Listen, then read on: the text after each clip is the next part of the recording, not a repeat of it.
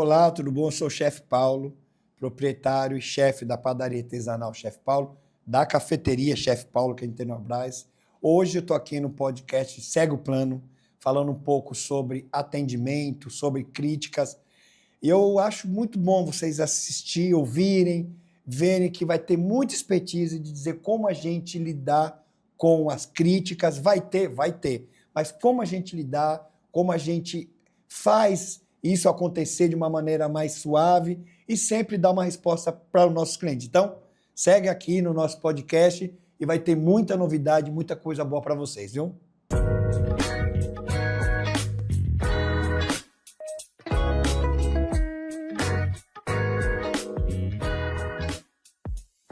Se você tem um negócio, você sabe a dor que é receber uma avaliação de 1 estrela no Google. O cliente vai lá, detona o seu produto publicamente e vai embora. E a grande pergunta é, como você lida com isso? Você briga, você ignora ou você dá a cara a tapa? O cliente tem sempre razão?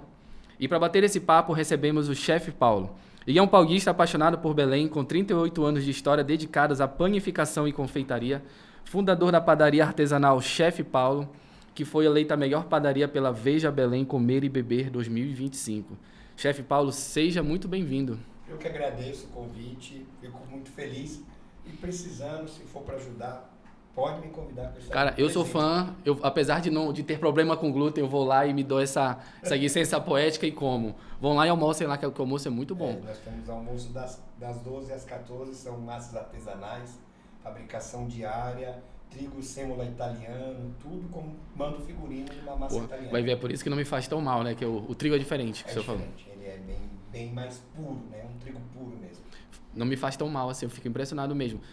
Quando eu já fui à Itália uma vez, antes de entrar no episódio, e eu não passei mal comendo lá, porque o trigo é diferente. Os nossos trigos, ele tem adicional muito produto. Ele tem fosfato, ferro, fósforo, potássio, magnésio, tem amido, tem mandioca. Ele não é 100%, né? Ele tem uma porcentagem muito grande de outros itens. Tem trigo que chega a ser 60% de trigo e 40% só Deus sabe o que tem. Essa eu não sabia, vou até pegar. Pode olhar na embalagem, você vai ver lá.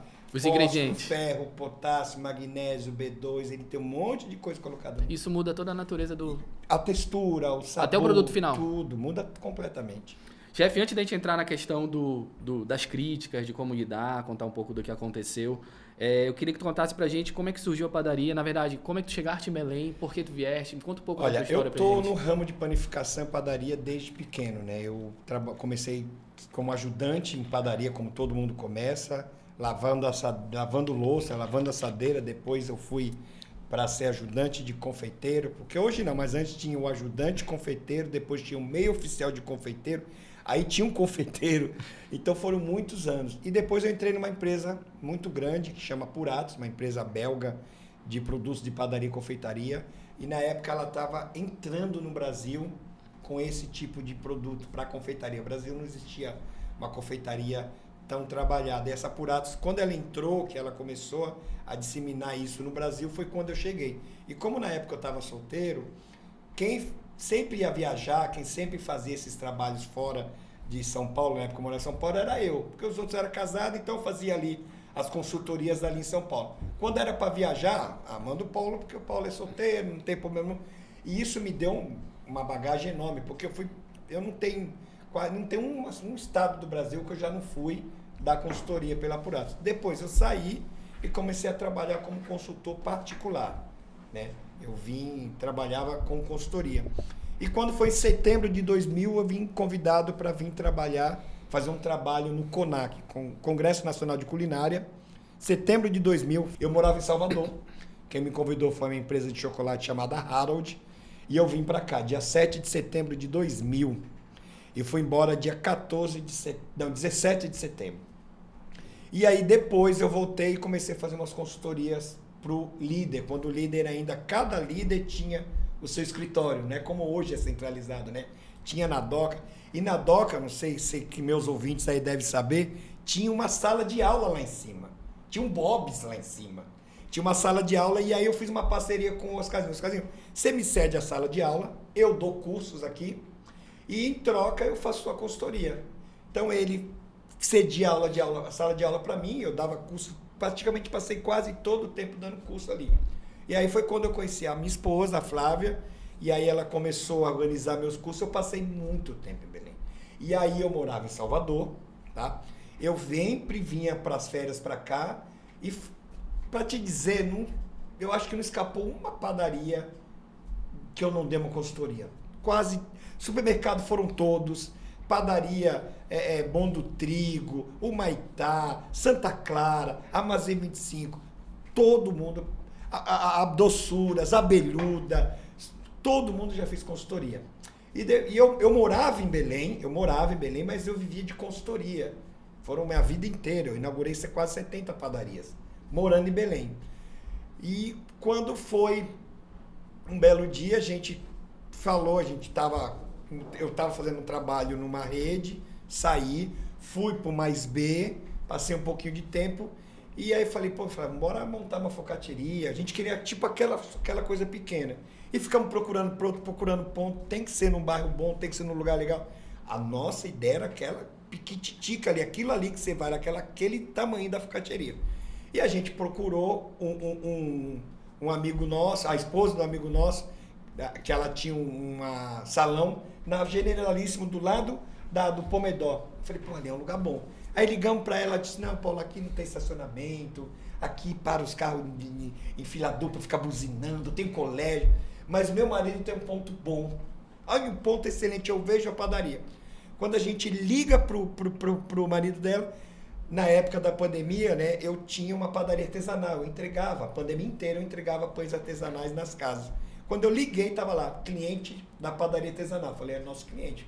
Eu liguei para ele, disse, estou sentindo um cheiro de pão. Você quer viver o ponto? Cara, quando eu dobrei ali a cezedeira, que eu olhei, falei, é ali. Não vi como era dentro, eu não vi nada, é ali. Só que eu falei, é um negócio grande, eu não tenho esse cacife. Aí eu procurei o meu sócio, que é o Júlio, mostrei para ele, falei o que eu queria, a mesma coisa. Quando ele virou a rua, que ele olhou e falou, chefe Paulo, é aí, vai dar certo. E aí a gente meteu a cara, a gente passou quase um ano em construção, né? E a gente mudou aquela esquina, aquilo era escuro, não era iluminado, a calçada era quebrada, ali não era bacana, era muito perigoso. Então a gente mudou a cara daquela esquina daquele bairro. Hoje a gente iluminou aquilo, a gente colocou vários holofotes. Então a padaria ela deu um outro ar para aquele bairro. E inclusive tem até algumas empreiteiras, alguns condomínios dizendo assim, olha, o apartamento é próximo à padaria artesanal, já virou até referência. Já virou referência. Para vender apartamento. Chefe, eu peguei 2 pontos aqui que eu queria aprofundar um pouco. Primeiro, o senhor falou assim, eu dei consultoria para muitas padarias, se não todas, supermercados e tudo mais. E o segundo tu conseguiu ver a obra pronta. Tu falaste, o ponto que eu cheguei estava quebrado, estava escuro e tudo mais. Mas na tua visão de obra pronta, tu conseguiu visualizar. Sim. Primeiro, a questão da obra pronta. Tu acha que faz parte de um sucesso bom, de ter sucesso, de ter uma prosperidade, uma repercussão boa? Tu ter essa capacidade de ver a obra pronta? Bora lá. Primeira coisa que eu sempre falo, a gente quer montar um projeto, eu preciso saber quem é meu público, quem eu quero atingir, o que eu vou vender. Isso a gente estudou com toda a minha expertise, com todos os anos, com todas as consultorias, com quase N países. Eu fui para São Paulo, eu andei em 16 padarias. Eu pedia para entrar, eu sentava, olhava o que o cliente pedia, o que o outro pedia, via o tipo de cliente. A trajetória dele. Qual é o cliente que eu quero? Eu quero ter um ticket médio? Quero. Então, qual é o meu cliente? Então, qual é o bairro que eu vou na padaria? Aí então vamos naquele bairro. A gente sentava, a gente chegava no nosso hotel com uma pancada de pão, de bolo, de croissant. Isso aqui ficou legal. Olhava embalagem, olhava cardápio, olhava etiqueta, olhava a cor, olhava iluminação, olhava tudo. Não até que eu brinquei, o pessoal fala assim, não, o pessoal tem mania de fazer, que eu chamo de padaria Frankenstein. Sabe como é que é? Ele pega uma padaria, ele fala assim, ele pega um bolo de um pão baby dessa, o pão de rosa, a pizza, ele vai pegando de cada padaria que ele sabe que é bom, ele quer montar a padaria dele. Qual é a identidade que ele tem? Então a gente estudou. E o principal, a gente vivenciou a obra. A gente chegava lá 8 da manhã, E saía até, olha, isso aqui não tá legal. Olhava, não, isso aqui não vai ficar bom. Dá para mudar? Isso aqui não é como a gente queria. Inclusive, a gente teve um percalço enorme na nossa construção, que o nosso forno da parte de pão, eu pedi o tamanho pro que me vendeu, ele me deu o tamanho. Quando a gente montou o forno, que o forno entrou, que a gente viu que ia ter 40 centímetros do padeiro para trabalhar no vidro. Que é onde tem o vidro, se você for ver, tem uma casinha. Sim. Não tem uma casinha, o forno não está enfiado lá. Aquilo estava pronto. Aquele ladrilho é uma fortuna. Estava pronta a parede. Eu tive que quebrar toda a parede e fazer uma casinha para o forno, para o padeiro ter a mobilidade para assar. Então, se imaginou se eu não estivesse lá, se eu não visse isso desde o começo. Então, assim, eu sempre falo para as pessoas que querem montar, estudem o que você quer fazer, pense antes, analise, veja qual é o cliente que você quer. Eu preciso de um ticket médio? Quero, mas como é que eu vou fazer isso? O que eu vou oferecer? A gente chegou com uma coisa inovadora. Quando eu montei a focacceria, só tinha 4 em São Paulo. Em São Paulo. Na Itália, é tipo o cachorro-quente nosso aqui de Belém, é a focacceria na Itália. Mas em São Paulo só existia 4. Nós somos nas 4. E teve muita coisa que eu peguei, a soda italiana, eu descobri como faz ela, qual é o produto, indo nessa, que é a Millennium. Então a gente foi na focacceria na Rua Pinheiros, a gente foi em várias, para a gente entender como é a embalagem, como é que corta, como é que monta. Como apresenta. Como apresenta. E aí você com tudo isso, fazendo esse estudo, a gente contratou uma empresa para fazer a nossa marca, para desenhar ela, para dizer qual é o cliente, que a gente fez tudo isso. Então não foi simplesmente, eu vou montar um negócio, precisa estudar, que é mais certeza de a coisa vir dar certo. Pelo que eu entendi, tu tratou como um negócio mesmo, né? Não como algo que eu quero porque eu gosto. Eu saí da questão de consumidor e vou ser empresário. Será que eu consigo vender? Será que a pessoa compra? Será que está bem apresentado? Tu fizeste esse exercício. Sim, e uma coisa que a gente pensou, se você ver lá, a padaria tem 2 marcas. Eu tenho a padaria artesanal do Chefe Paulo, e isso eu vi lá em São Paulo. E dentro da padaria eu tenho outro negócio, que é a focacceria, dentro da padaria. E por que a gente pensou isso? Que futuramente, mais pra frente, a gente quer montar uma focacceria. Nesses pontos, que chama ponto quente, pequenininho, a gente já tem a marca, a gente já tem o nome, né? A gente já está patenteando tudo isso, já junto com o nosso advogado, já está sendo patenteado a padaria. E a gente fala, é a primeira focacceria de Belém. Não existe outra. Pode ter as focaccias, tem, mas esse conceito de focacceria, pegar aquele pão, cortar o peso, até passa e tal. Como na Itália? Como na Itália, quem tem. Fazer o sanduíche. A única coisa que a gente mudou é porque nas que eu fui, fatiava na hora. A nossa Anvisa não permite, pelo nosso calor, pela nossa umidade, né? Por tudo isso, a gente então tem a praça montada, tudo fatiadinho, do dia refrigerado. O que mudou? Porque lá eles têm a máquina do lado e fatia e fica tudo... E é uma experiência incrível. E eu não pude, porque eu sabia que eu ia ter um problema com a Anvisa. Mesmo no ambiente refrigerado, não, como é lá? Porque é aberto. Eu teria que fechar tudo de vidro, pela nossa legislação, fechar tudo de vidro. Aquela porta que tem a faixa do não podia mais ser aberta, e é a que me traz o produto lá de dentro. Tipo, produz o croque madame, sai da cozinha, passa por ali. Por isso que a focacceria é das 15 às 20 horas. De manhã até almoço, de manhã então sai tudo por ali. Eu teria que isolar ali. Então fazer outro caminho só para isso. Imaginou sair por lá, pelaquela porta de borboleta, vir para cá. Não ia, então a gente pensou em tudo. Então mandamos fazer um balcão em São Paulo, foi uma grana. Eu fui na empresa de São Paulo, na Dutra, longe pra caramba. Mostramos para eles os vídeos do que a gente queria, vários vídeos de focacceria italiana. Aí sentei com o arquiteto, ele desenhou. Aí eu tenho uma pista embaixo, eu tenho uma pista do lado e ainda tenho uma pista em cima. Normalmente o pessoal, todo balcão é só a do lado. Eu tenho a do lado, a de frente e em cima, tudo refrigerado. Ali eu tenho uma média de quase 38 GNs de 1x4. Porque todos os ingredientes, tudo fica naquela GN refrigerada. Tudo. Literalmente feito pro teu negócio. Foi pensado lá para isso. Pô, legal. E chefe Paulo, e a questão, como é que guida... Como é que eu vou te falar isso? É porque tu eras consultor, tu eras um assessor, alguém que ajudava, e de repente, entre aspas, muitas aspas, me tornei um concorrente. Como é que tu lidou com teus parceiros? Isso é uma curiosidade minha contigo. Olha, para mim, não tive muita dificuldade. Tanto que hoje, o sistema que a gente trabalha hoje na padaria é o Cloudify. É do dono do Armazém Belém. Pô, legal. Então não é concorrente, são parceiros. Porque ele tem um tipo, né? Eu sou outro. Não tem disso. Cada um tem seu público. Aí o pessoal, chefe Paulo, faz a pizza de tal. Eu falei, não, cada um tem o seu público, tem a sua identidade. Eu não posso copiar a identidade do outro e querer ter o mesmo sucesso que o outro. Eu tenho que ter a minha identidade, procurar o meu tipo de cliente, o que eu agrado para ele. E é assim que a gente montou a padaria artesanal Chefe Paulo, foi desse jeito. Pô, legal. E chefe, se eu falar uma palavra agora, identidade. Aí eu quero falar na questão da crítica. Antes de eu entrar, eu queria que o senhor contasse um pouco de como chegou de como é que foi esse momento, assim, daquela crítica que teve, daquela repercussão. Me conte um pouco, só para introduzir aqui. Aconteceu o seguinte, foi um dia de semana vazio, tinham 3 clientes no salão todo, 8h30 da manhã. Eu cantei parabéns do lado da mesa dele, tirei foto do outro lado da mesa, ele estava numa mesa bem no canto, perto da porta do meu escritório. Cumprimentei ele, normal, passei.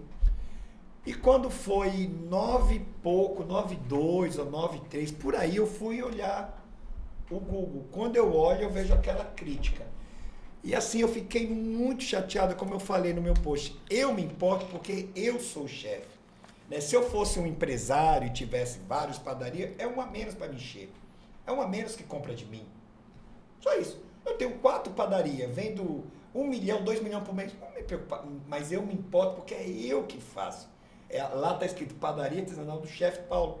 Então, quando ele critica, ele está me criticando. Eu quero saber aonde eu errei. E o mais agravado, que eu conheço ele.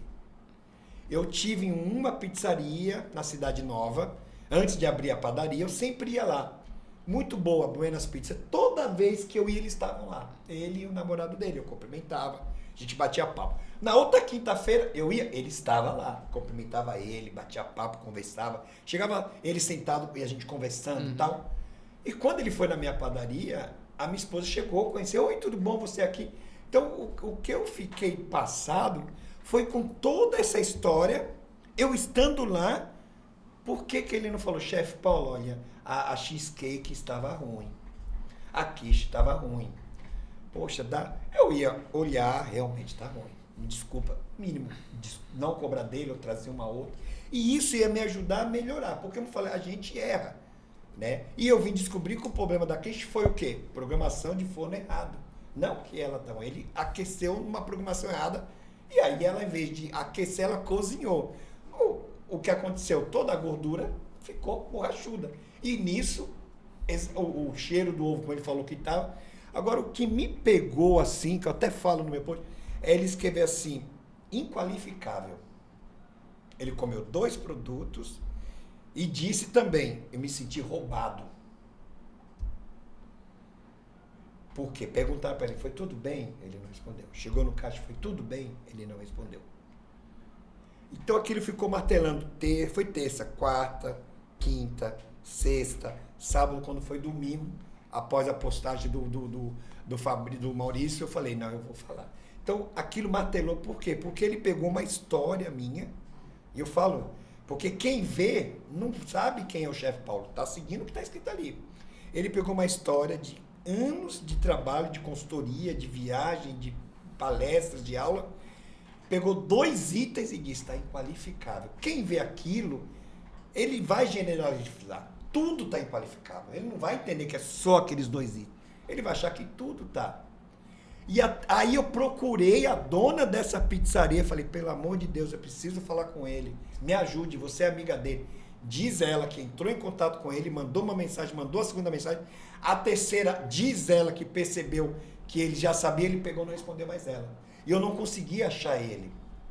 Eu falei o seguinte, vou deixar para lá. Mas eu, quando tenho uma reclamação, é imediatamente, é fração de segundo eu vou atrás. Quando descobre, quando vê. Quando me falam, melhor. Eu consigo. Mas quando eu vejo no Google, eu vou caçar de qualquer jeito, eu vou tentar, eu olho foto, olho o nome, eu printo, eu vou tentar dar uma resposta. Mas a gente precisa ser comunicado. E as pessoas têm que entender que, pelo prazer, por nada ela destrói uma imagem. É como teve um outro post em cima desse que eu falei, rapaz, eu não lembro o nome, que ele disse assim, tu imaginou um filho olhando um post daquele da cozinha da mãe dele. Ai, minha mãe trabalha naquele restaurante. Aí tá lá, fui nessa cozinha, a comida é horrível, não gostei.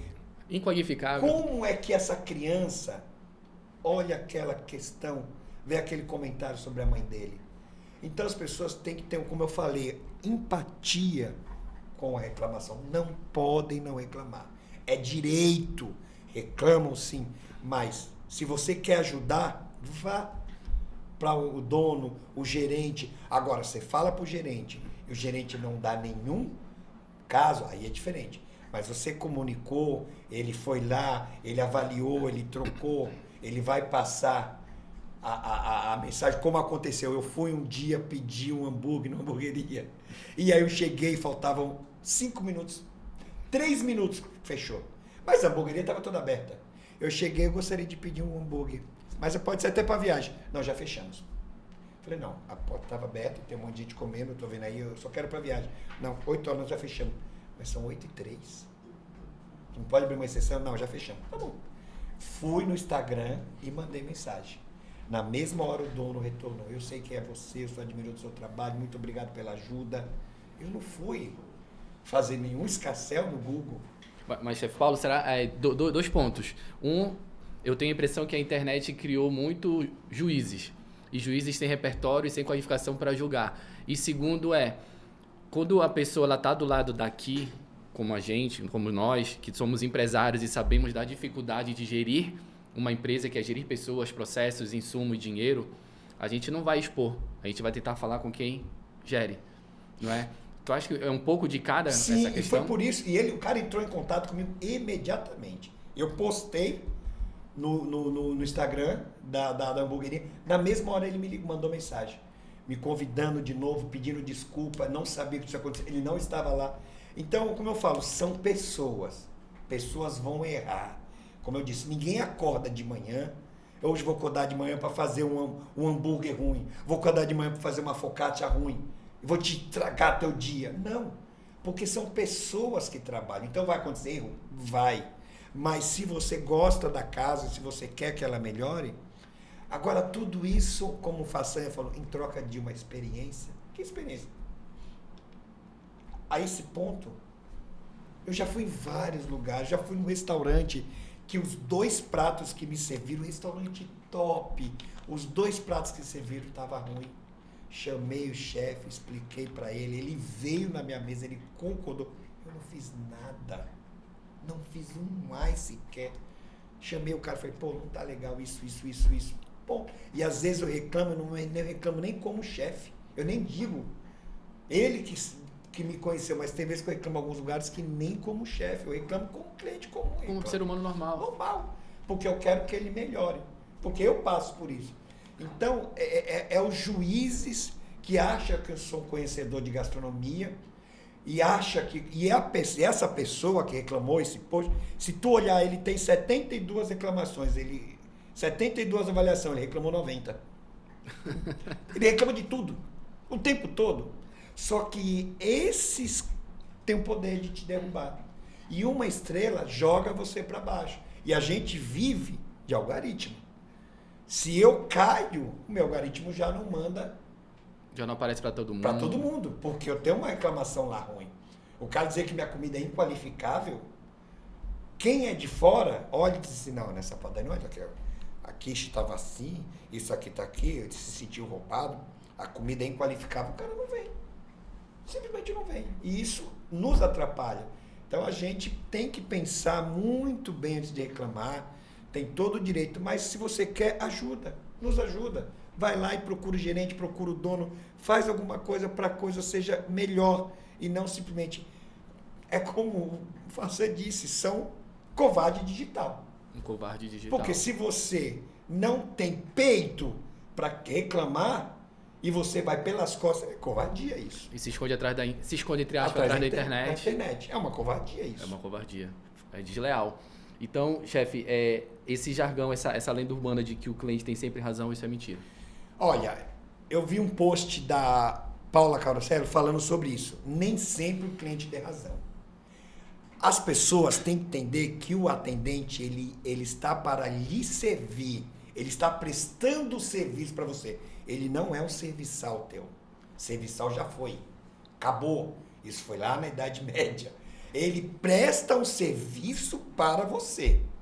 Então, ele não está para te servir. E muitos dos clientes pensam naquele momento que o atendente, ele é o serviçal dele.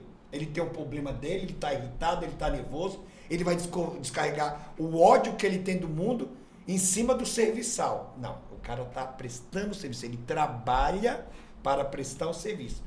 O serviçal, ele não tem obrigação de dizer sim ou não. Ele tem que falar sempre sim.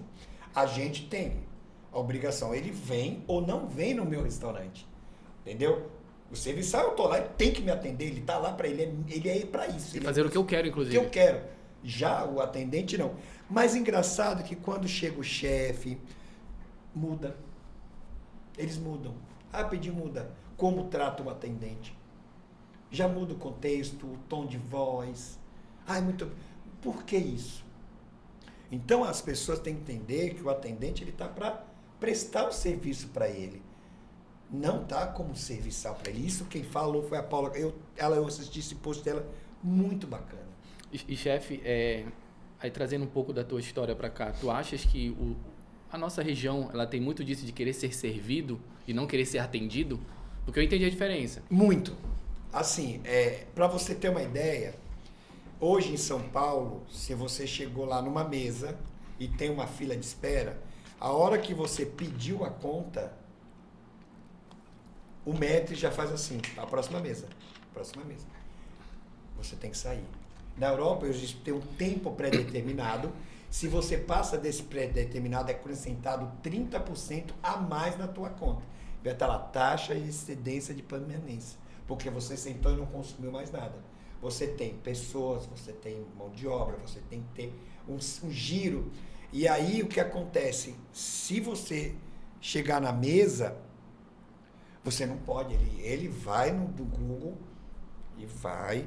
Eu já tive um episódio, gente, foi o cúmulo. Se eu te falar, vocês não vão acreditar. A pessoa entrou às 7h45 e saiu às 6h30 da tarde. Não acredito, o dia todo? O dia todo.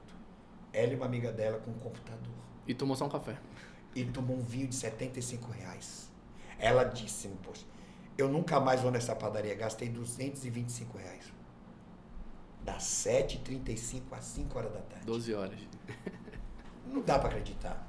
E aí você tem que... E acontece muito de chegarem, sentar na mesa de 4, você pede, ele se irrita, ele vai falar mal. 2, sentar numa mesa de 4, a minha, olha, por favor, eu posso... Ele quer sentar do lado... Não, ele pode sentar à frente, existe uma mesa que quer ser consumida. Agora, para ele sentar numa mesa de 4, do ladinho fica 2 vazias. Isso, a gente tem muito disso. Tanto que se você vê, poucos lugares estão com embalador de mercado. Belém ainda tem. Isso é uma coisa que eu sempre falo. Belém ainda tem embalador, porque as pessoas querem que embalem a comida dela. São Paulo não existe mais. E já está numa situação que lá não tem nem mais a sacola e nem está mais vendendo a sacola. É para você trazer a sua sacola. Porque ainda vende. Tem lugar que nem mais vende. É para você chegar com a tua sacola, com o teu carrinho, para diminuir o número de plástico, diminuir o número de papel. E aqui ainda tem essa dificuldade, entendeu? Chefe, infelizmente tem. E as instituições que representam os bares e restaurantes, elas têm algum projeto, não sei se tu sabes, para movimentar, para tentar mudar essa cultura? Porque, querendo ou não, a gente fica refém do cliente. Se a gente tenta colocar uma taxa de permanência, por exemplo, tu cobrar 30% a mais de uma pessoa que ficou 10 horas, aí 12 horas, ia ser textão na internet, ia acabar com a tua imagem. E a gente ainda fica refém disso, né? Engraçado que isso é cultural, né? A gente fala por quê? Porque eu já vi pessoas chegar na Itália, postar foto numa fila de 2 horas. Ela tá na fila há 2 horas. E isso é legal. Ela posta como glamour. Só que se ela esperar, chega lá e diz assim, olha, tem 4 pessoas na fila. Todo esse tempo, a padaria tem que se organizar melhor, porque como é que abre quando não tem estrutura de atender? Ah, então aqui Esperar não é bom, mas lá esperar. E outra coisa, esses dias eu estava, no meu aniversário, dia 13, conversando com meu sócio pessoal, na França, você não faz psil. Faz psil pro garçom, ele nem vem. A gente ignora. Faz pra tu ver. E tem clientes que eu já vi no vídeo da padaria, ele senta, fica no celular, não chama o atendente, os atendentes passam por ele, não levanta a mão, não gesticula, não dá uma intenção de quer ser atendido e vai embora e escreve, não fui atendido nesse estabelecimento. Como é que o meu atendente ele vai ter uma mente que ele está imaginando que o cara te chamou ele? Pô, bom dia, por favor, você pode vir? Tem que ler a mente do outro agora. Entendeu? E aí, mandar mais na correria que o atendente está para servir, se ele não vê uma manifestação da pessoa, porque tá lá com o cardápio na mão, ele vai continuar atendendo, entregando, pegando produto, entregando para os que estão feito pedido. Aí ele sai de lá e fala, não fui bem atendido nesse restaurante. E chefe, como é que a gente trabalha com isso? Porque eu sinto que a gente fica refém dessas colocações, desses juízes digitais, desses covardes digitais. Como é que tu trabalha? Como é que tu leva isso para a equipe? Me fala um pouco do teu modus operandi. O que eu falo para a minha equipe é o seguinte, existe o cliente que ele reclama, que ele quer que melhore. Legal. Existe o cliente que ele quer reclamar por um outro motivo, que até tem uma postagem do Fogás dizendo que tem cliente que reclama para não pagar conta. Depois vocês olham, não sou eu, depois você vê do Fogás e fala, os 5 tipos de cliente. O que eu falo? Pronto, vou dar um exemplo. O cliente chegou, 4 na mesa, pediu um café. Chegou o café duplo, só que o meu café duplo, ele tem as gramas, certo? E ele disse assim, isso aqui não é um café duplo, com mais 4 pessoas. Eu espero melhor, meu café duplo é um café duplo. Ele esperava o café duplo não expresso, aquele café duplo de coador. O cara põe até a boca. Aí a menina, o que eu faço? Pega o café dele, manda fazer outro, coloca duplo. Porque, tipo, ele quer, não dê. Ele quer o motivo. Ele tem mais 4 pessoas ouvindo a reclamação dele. Isso vai ser contagiante. Ele vai reclamar, os outros 4 vão reclamar talvez de tudo que veio, porque ele reclamou. Então, é mais barato. Aí o que a gente fez? Pegamos o café, colocamos até a boca como ele queria, entregamos para ele. Adorou, foi lá no caixa, falou que foi para ele. Então, às vezes, o feeling do atendente, ele tem que entender que tem um cliente que ele está esperando para arrumar confusão. Não dê. Chega para o teu gerente, pô, é mais barato você dar um café a mais do que dizer assim, não, o nosso padrão é assim. Pronto, tudo que você vai oferecer vai ser ruim. Ou ele vai sair falando um monte. Então, tem que se ligar no cliente, é fazer a leitura dele. Eu consigo fazer leitura de cliente quando entra, quando ele pega o cardápio, que ele já olha. Pelo rosto dele, tu vê. Teve um cliente que me chamou e disse, esse eu precisei ir para a câmara. Eu estou aqui há 40 minutos para ser atendido. Isso é impossível. Aí eu falei, tudo bem, senhor, eu vou dar uma olhadinha. Fui lá na câmara, falei aqui, senhor, o senhor chegou 4h15, 4h20, o senhor virou de costa, foi para esse balcão no celular, 4h22 o senhor foi atendendo. De 4h15 a 4h22 não são 40 minutos, nas minhas contas são 7. Mas numa boa. Ainda bem, e se eu não tenho?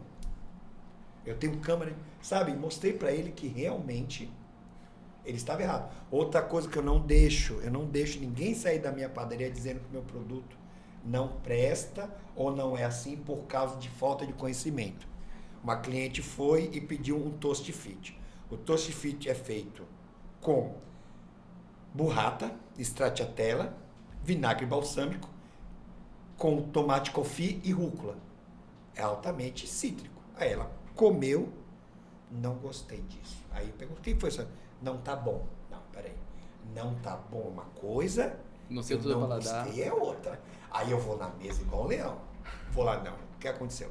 Ah, tá muito seco. Então a senhora teria que pedir o toast. Não toast, teria que pedir o ovos com bacon. Aí ia ter sal, ia ter manteiga, ia ter queijo. Mas este é assim. Outro bem, essa pizza que eu esperava mais. O que foi, minha senhora? Ela tá queimada. Não, ela não está queimada. Isso aqui é uma pizza napolitana, fermentação natural. Isso aqui chama borda leopardiana. Se a senhora pesquisar no Google, vai estar na borda leopardiana. Vai entender que esse queimado é a fermentação natural que ativou o açúcar e queimou. É característica dela. Agora, se a senhora quiser uma pizza pão, aí a senhora pode ir lá. E vai ter aquela pizza que fica dessa altura fermentada, é diferente. Ah, eu não sabia disso. Então, eu peço para os meus atendentes, não deixe o cliente sair reclamando que ela não tem conhecimento. Me chame, se eu estiver lá, eu vou lá explicar para ela. E mesmo com tudo isso, eu tiro da conta. Tira da conta? Tiro da conta. Ainda tiro da conta. Como eu fiz com toast, ela disse assim, mas eu falei, não, vamos lá para o senhor. A senhora veio para a minha padaria para ter 100% de satisfação, não foi? Foi. Eu não cobrei 100% do meu produto, não foi o preço. Eu dei desconto? Não. A senhora foi 100% satisfeita? Não. Então, se a senhora foi não 100% satisfeita, a senhora foi 0% de satisfação. 0% de satisfação, 0% de pagar. Não tem problema. Simples assim. Ela olhou o marido dela e disse assim, se todo mundo fizesse isso. Mas não é, ela não teve satisfação. Eu não agradei ela, não importa que não foi para lado dela. Mas na concepção dela, não agradou ela. Ponto. Aí sabe que você vai ter por isso. O que eu pego nisso, na verdade, tu queres o público que saiba te consumir, que ainda tem isso, né? Tem, porque eu já comi uma pizza napolitana original em Nápoles. É isso. Não, é como tu mostraste agora aqui. Ontem, e você achou da focaccia? Gostei. Ah, mas podia ser quente. A focaccia não é quente, a focaccia é fria. Como que eu vou esquentar um pastrame? Como que eu vou esquentar um rosbife? Como que eu vou esquentar um parma? Se tu esquenta, ele perde até a natureza dele. Não, perde a gordura, a stracciatella, o creme de barro vai virar uma meleca. Mas aí você vai lá e olha, é italiano, é assim, sabe? O que a gente está fazendo hoje? Quando tem queijo, a gente aquece o queijo no forno e monta a focaccia toda fria. Ela vai continuar sendo fria, porque é um lanche frio. Mas aí você vai começar a direcionar teu cliente que saiba ou que não saiba, você vai ensinar ele E chefe, essa paixão que tu tens quando tu explica, ou ainda até vontade de comer, tu leva pra tua equipe, eles provam, como é que funciona? Todos provam, tudo que a gente lança é provado. Até para saber explicar. Tudo que a gente faz, eles provam. A gente explica para ele toda essa mesma explicação. Eu chego pro Ageu com a menina da focaccia, explico para ele por que o queijo tinha que ser quente. Olha aqui, Ageu, se você comer o queijo não derretido, ele vai virar uma pasta na boca, vai juntar, não vai ser uma experiência boa. Então, por favor, pega a focaccia, abre ela, põe o queijo e leva pro forno. Você derreteu, tire do forno, monta sua focaccia, fecha e vende pro teu cliente. Outra coisa também que não tem como um cliente dizer, eu gostei, mas eu achei uma coisa não muito legal, porque eu sou obrigado a comer o que você me mandou. Não, a gente faz a combinação da focaccia. Porque você imaginou um cliente chegar e dizer, não vou montar minha focaccia. Ela não faz uma montagem harmônica, vai ser ruim. De quem é a culpa? De quem vendeu. Ele comeu, não gostei. Ele vai dizer não gostei, mas ele montou, mas não importa que ele montou. Eu que fui o responsável. Então a gente estudou, a gente comeu, todo mundo comeu, para saber se combina, se harmoniza, se vale a pena, se foi legal. E aí a gente monta.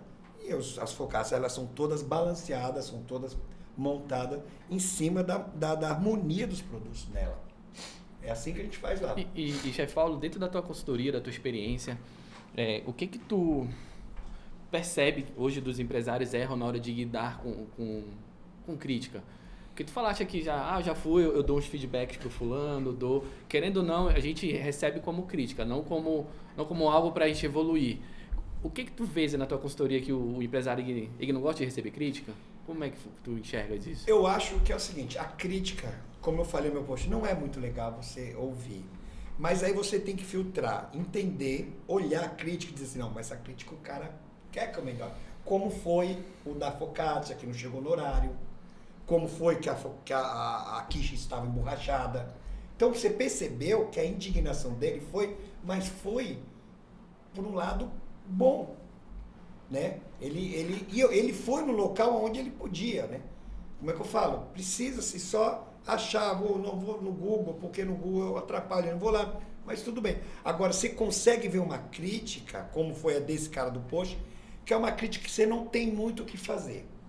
Ela é uma crítica realmente para Ele quer se promover, ele quer ser visto, ele precisa ser olhado, ele precisa ser parte da internet. Fala né? mais dele do que da onde Você ele entendeu? estava. Então, ele quer ser visto. Então, como é que eu falo? É como o Peterson falou, existe as influências digitais que não importa como ela vai se engajar. Se for falar mal dela, não importa, engajou.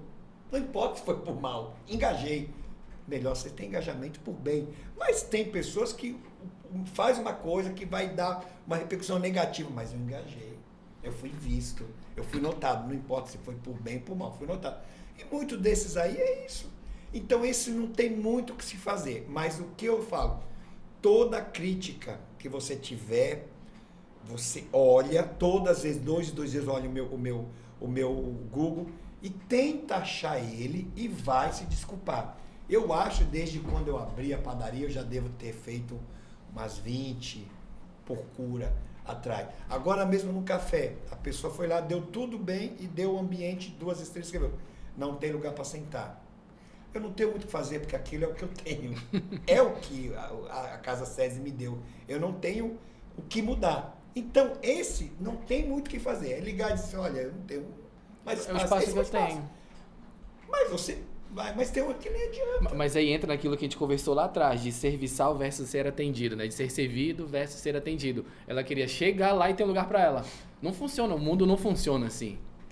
Seguinte, se você, o paulista, ele está acostumado com fila, ele não se estressa com fila. Porque todo lugar que ele vai tem fila, então já virou cotidiano, é rotineiro dele.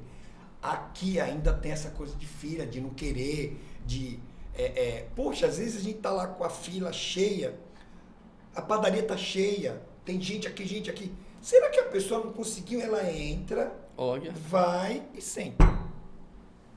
E não tira ela, porque se você tirar, tu tá ferrado. Ela vai falar mal de ti, que ela foi expulso do seu estabelecimento. E aí eu tenho que olhar para minha representante, então deixa que olha assim, já vejo que deixa que é a melhor coisa que tem. Atende rápido para poder sair. Sabe? Porque não adianta. E não vai mudar. Isso é cultural. A gente precisa evoluir um pouco para essa mudança acontecer. Cara, mas eu acho que tem caminho. Mas falando sobre crítica, eu falo muito aqui no escritório, vê se faz sentido, chefe, que quando a gente recebe crítica de um cliente bom, é como se fosse uma namorada brigando contigo para dizer, o melhor é que eu quero continuar contigo. É isso mesmo. Mas você consegue ver na crítica quando quer para você melhorar e você consegue ver a crítica quando não é para melhorar, é simplesmente para reclamar ou externar a frustração que ele tem, ou o dia que ele não estava bom, ele precisa fazer alguma coisa. E a internet dá prova aí, te dá isso, né? Porque você fica escondido atrás Desses covardes digitais. de uma tela. Você fala o que quer e não vai ser nem... Eu duvido a pessoa chegar, sentar do lado do chefe Paulo e olhar para cá e dizer assim, foi isso. Como o Duquiche fez, com todo o conhecimento, e eu concordei com ele e eu consegui resolver. E expliquei para ele, foi erro produto? Não. A qualidade era ruim? Não te atenderam? Foi. Então quem não te atendeu? Pessoas. Pessoas erram. Vai errar o tempo todo. Uma coisa é você estar ruim. Aí ele nem comeu focaccia. Cheguei a focaccia, estava horrível. Não foi isso. Ele não comeu porque ele não foi. Houve um erro de atendimento. Preparado da forma correta. Ele aqui está ruim porque foi preparada. Quem preparou? O atendente. Ser humano, não foi o produto. O produto, tanto quando eu trouxe o produto no outro dia, ele comeu tudo e falou, está maravilhoso. Então, as pessoas têm que entender que são seres humanos que estão trabalhando. E principalmente dentro de serviço, restaurante, bar, lanchonete, padaria, são pessoas que fabricam. É diferente das indústrias, que são máquinas que não vão ter como errar, mas são seres humanos, eles vão errar. Cada um tem um dia, tá de um jeito, tá de outro, e vão errar. Tem dia que a atendente tá tão... a gente percebe que ela tá meia triste, tá muito... Qualquer coisa ela chora, a gente já não põe nem ela para atender. Porque se ela pegar um cliente meio casca dura, já vai chorar. A gente põe ela pro balcão, traz ela outra. Esse fila é importante. Tem que fazer. Não Tem que fazer. Não tem que fazer. Chefe, antes de finalizar, já tem 43 minutos.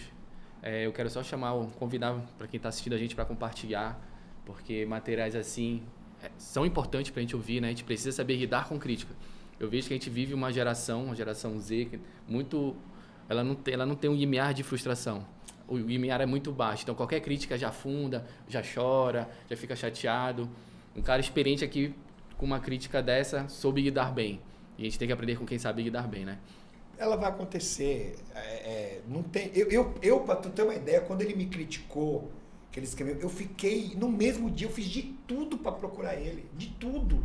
Eu liguei para aquela minha amiga, pedi, por favor, manda ele me ligar, eu quero me desculpar, descobrir onde eu ia. Eu procuro, eu não deixo passar dias, é imediato. Tanto que esse da Kishi, ele reclamou de tarde, 3 horas da tarde.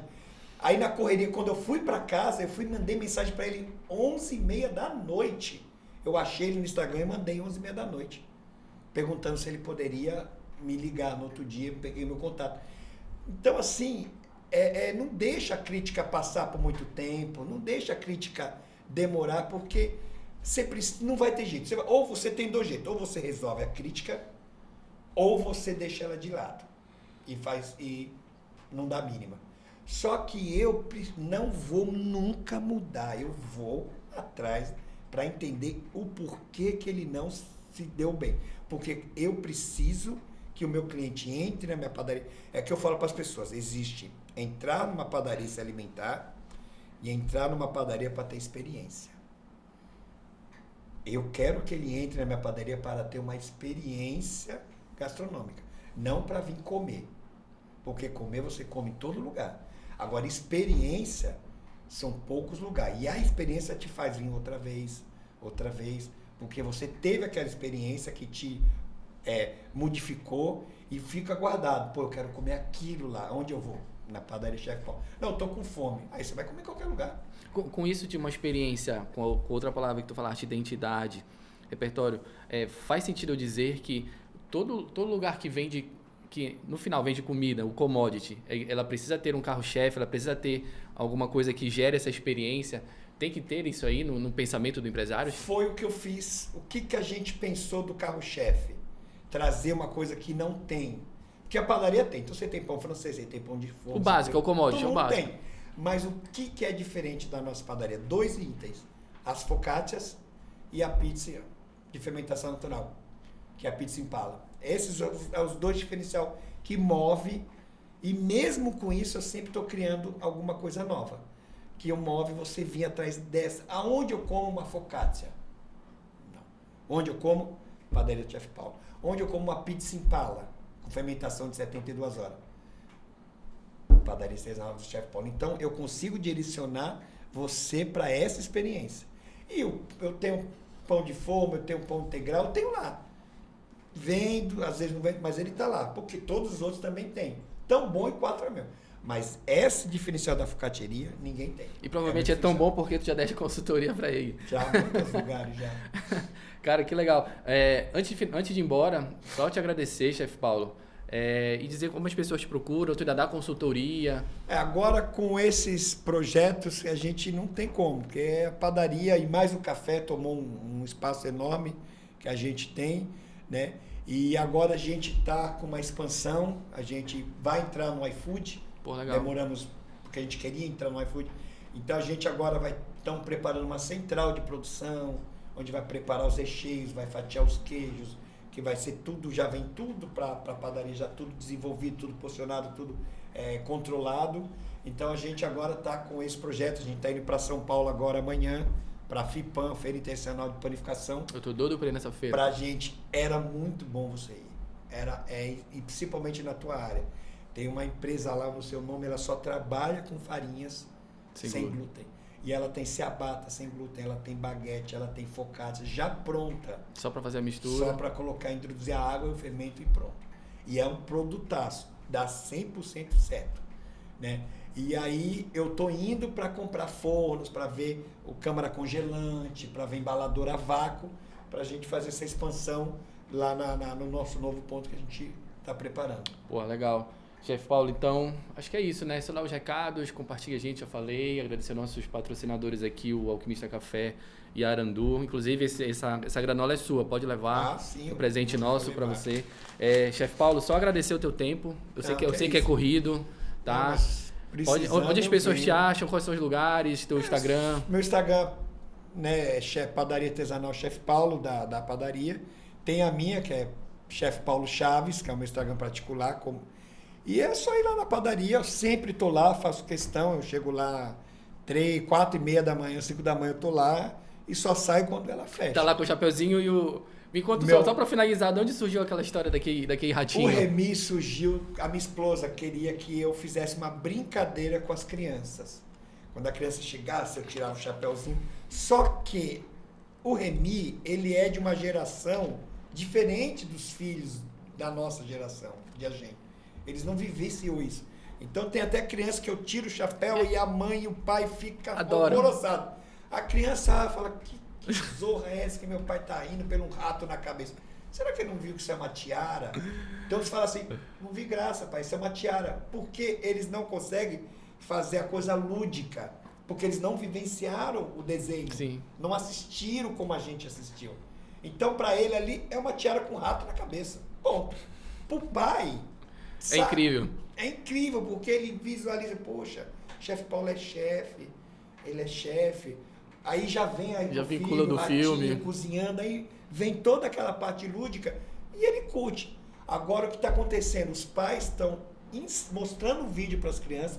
Ontem mesmo, onde ele assistiu o Ratinho ontem, ele ficou louco, disse quero ir no chefe Paulo. Ele terminou o filme e queria vir lá na padaria. Cara, que e legal. aí quando você tira, aí a criança... E a gente está conseguindo a ter, como a Flávia fala, vai ter memórias. Vai ter crianças hoje, que daqui mais uns anos vão ser adultos, e falar, poxa, eu ia na padaria lá e o chefe usava um ratinho. Ele vai ser adulto, vai ter filhos. Porque a nossa padaria, o seu contrato nosso é no mínimo, tá no mínimo de 10 anos. Então, a criança com 7, quando ainda tiver, está com 17 anos. Então vai lembrar isso, vai marcar a geração dessa Isso entra turma. na questão da experiência. Sim. Experiência, de tudo. Que legal, chefe. Obrigado de novo pelo teu tempo. Acho que é isso, né, pessoal?